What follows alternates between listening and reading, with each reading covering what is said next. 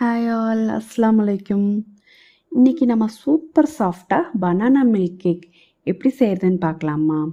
120 ml hot மில்கில் 40 grams unsalted butter add பண்ணி melt பண்ணி எடுத்து வச்சுக்கோங்க.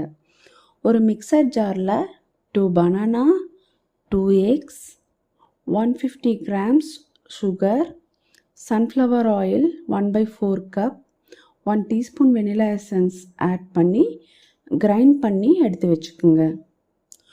120 grams மைதாவில் 1 tablespoon baking powder, 1/2 teaspoon baking soda.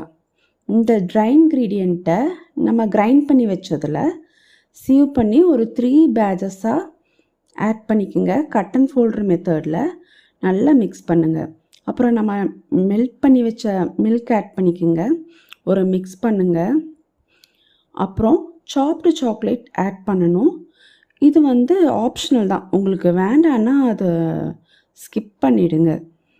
அப்புறம் நம்ம ரெடி பண்ணி வச்ச டின்னில் ஊற்றி ஒரு டேப் பண்ணி 180 டிகிரியில் 10 மினிட்ஸ் நான் ப்ரீஹீட் பண்ணி வச்சுருக்கேன். அந்த அவனில் வச்சு 35 மினிட்ஸ் பேக் பண்ணி எடுத்துக்குங்க.